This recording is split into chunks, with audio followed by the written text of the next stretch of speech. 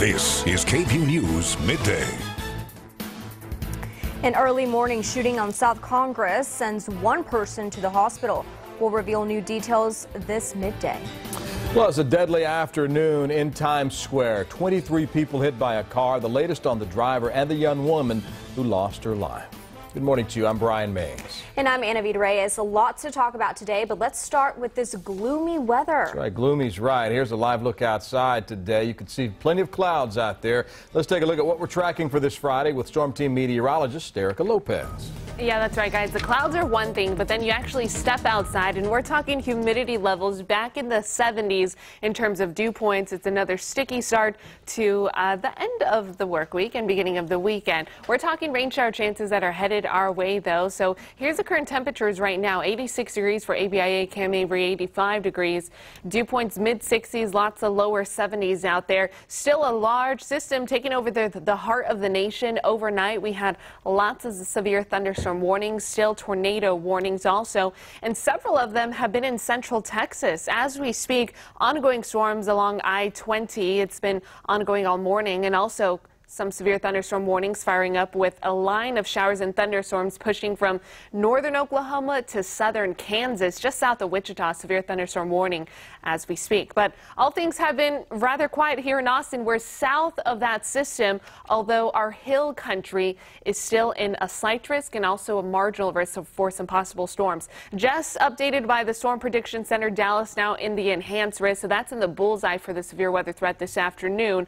But here's what we're working with for our viewing area. Mason, Llano County, parts of Burnett County also in the slight risk. So marginal risk includes Austin, some on and off storms, very much on the lighter side. We're only talking a 20 to 30%. But if one storm does fire up, it has a chance of being strong at times. I'm also talking a wet weekend headed our way Saturday and Sunday. Lots of rain to chat about, so I'll give you all the details for that in the full forecast. Guys, back to you. Erica, thank you. One person is in the hospital this midday after a shooting this morning. It happened just after 7 a.m. on South Congress, just south of Riverside. Travis County EMS saying a man believed to be in his 50s was transported to University Medical Center Brackenridge with critical life-threatening injuries. He's undergone surgery this morning. No word yet on his condition as of this hour. Officials believe the shooting was not random. Today, the man charged with driving into a crowd in Times Square yesterday is behind bars and facing charges. Almost 24 people were hurt. A teenager from Michigan killed. ABC's Emily Rao has more on the suspect. Moments after his deadly ride down some of the busiest sidewalks in New York City, 26-year-old Richard Rojas not giving up, trying to run away after crashing his car into a steel barrier. Traffic guard at that point said, get him, get him. So I ran toward him and I tackled him down. A bouncer helped tackle Rojas to the ground. Police say he told him the end of the world was coming, that he smoked something before this terrifying turn into a crowd of tourists. We got a car running people over, 4, 2, and 7. The horrifying video captures the moments more than 20 people were hurt, ranging in age from 13 to 72. 18-year-old Alyssa Elsman, visiting the city with her family, was killed. I'm in denial, pretty much, because I can't believe that. How do you believe that? I mean, she just got to New York. That's her happy place. The suspect, a Navy vet, arrested just last week for putting a knife to a man's throat. 2 other arrests on his record for driving under the influence. A friend says he hasn't been the same since his military service. Before I met him, he didn't have a drinking problem. When he came back from serving, that's when he started drinking a lot. Today, Richard Rojas will face a judge for arraignment. Here in Times Square, the crowds are back. Concrete barriers are up. That one is actually where the car came to rest yesterday. The mayor of New York City making it clear this is not terror related. Emily Rao, ABC News, New York. The man accused of killing a University of Texas student and injuring 3 others earlier this month will go through another mental evaluation to determine if he's fit to stand trial for murder. 21-year-old Kendrix White, former UT student, was already examined by a doctor hired by his defense team. That test showed White is fit to stand trial. However, a judge ruled he needs a second exam from a different doctor not hired by White's lawyers. And after that attack on campus, many students are concerned about their safety. So last night, Austin City Council voted to begin a student of lighting.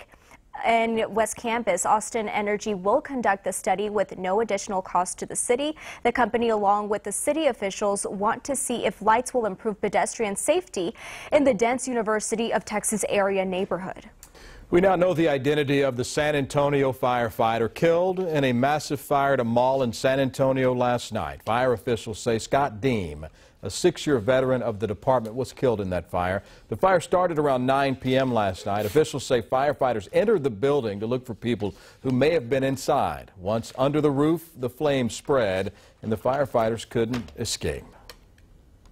We have firefighters that fought fire desperately tonight to try to save their friend's life. You work with people for a third of your life in this job, and any one of us would lay down our lives for another firefighter, and they fought heroically.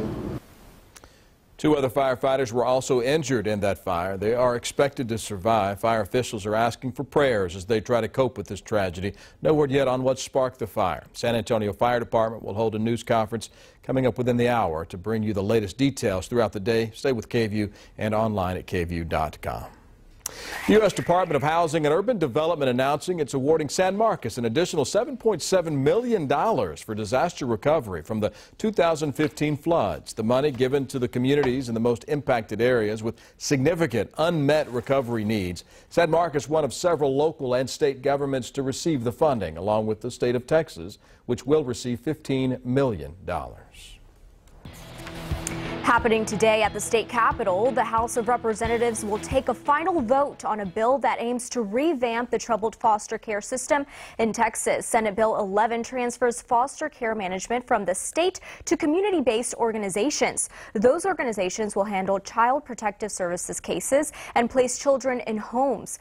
It also breaks the state into smaller regions, so recruitment of families can be done on a local level. If the House passes the bill today, it will go back to the original author to review amendments that were added.